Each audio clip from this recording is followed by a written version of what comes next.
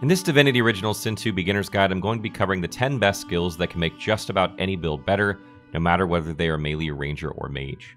There may be skills that are better suited for particular builds, but these can be used in nearly every build effectively. So if you're looking for ways to improve upon a build you've already created, consider adding some of these to it. Source skills are not included in this guide because most of them belong in specialized builds, so it did not seem fitting to add them here. However, one fantastic source skill that I can recommend for any build is Skin Graft. Of all the source skills in DOS 2, it has the most versatility to fit into any build you are using, and will usually enhance it tremendously. It is arguably the best all-around skill in the game, assuming you have source, so if you need some extra firepower, be sure to add it.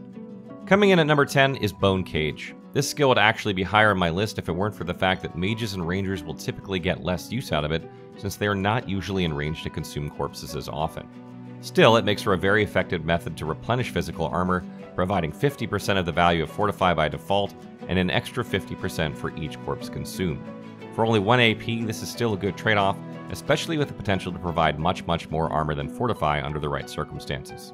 If you're looking for a way to boost your physical armor, consider using this skill, especially on your melee units. Coming in at number 9 on my list is Dominate Mind. Dominate Mind might be the most effective CC in the game, as it not only removes an enemy from the fight for 2 turns, that enemy then fights for you.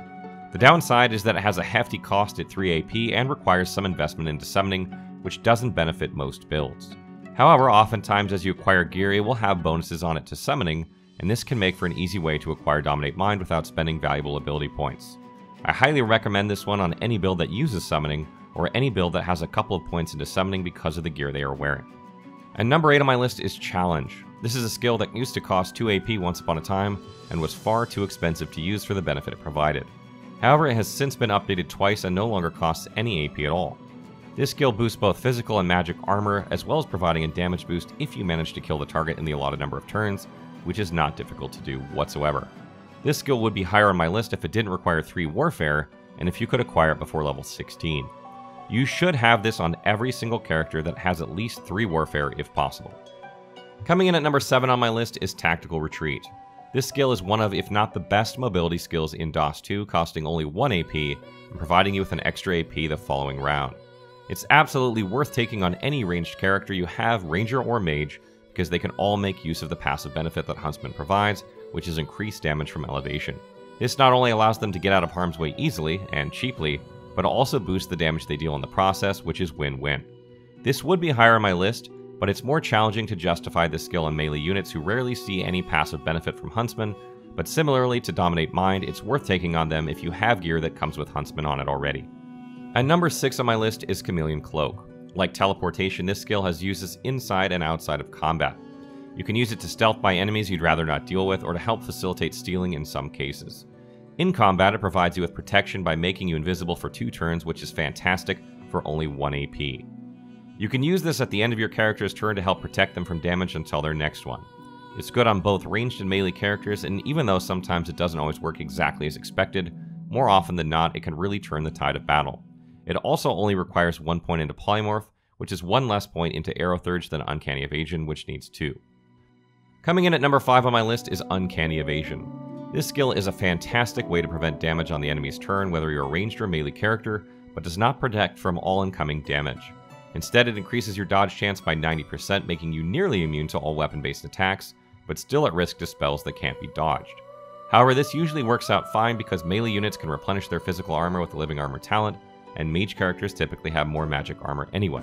Additionally, enemies are still prompted to attack you, often wasting valuable turns and preventing other party members from being attacked, which isn't the case with Chameleon Cloak. This skill would be a bit lower on the list if it weren't for the fact that Teleportation can also be acquired for the same investment into Aerotheurge, 2 points, which helps to justify its cost. And number 4 is arguably the best overall utility skill in DOS 2. Teleportation can be used in so many ways it would take an hour to list them all. Whether it's inside or outside of combat, you can almost always find a way to use Teleportation that justifies 2 points into Aerotheurge, especially if you take Uncanny Evasion as well.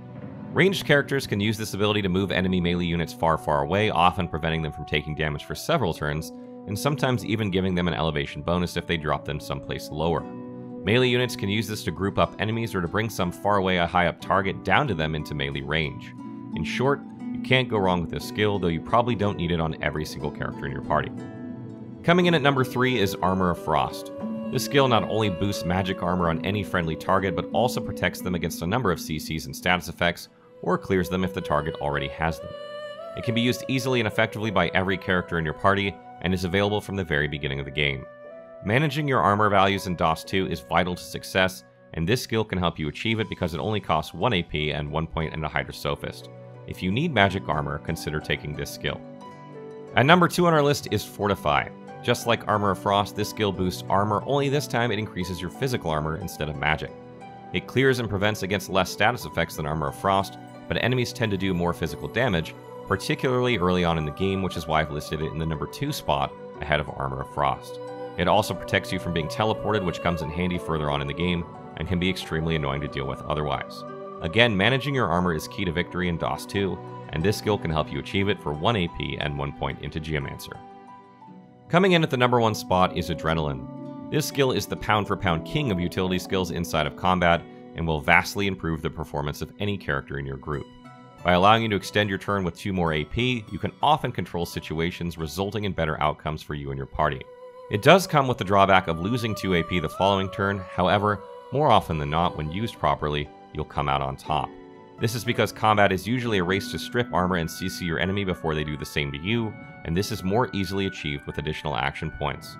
Once your targets are CC'd, it's all downhill from there, and this skill only requires 1 point into Scoundrel, which is easily manageable on every single character you have. This concludes our content for Divinity Original Sin 2. With the early access for Baldur's Gate 3 just around the corner now, I'll be shifting my focus to that. I've already begun a guide series explaining the basics of 5th edition Dungeons & Dragons for those who are interested, and of course I'll be adding class, build, and beginner guides a bit closer to early access. I hope to see you all there. Good luck, Sorcerers. Rivellon is counting on you.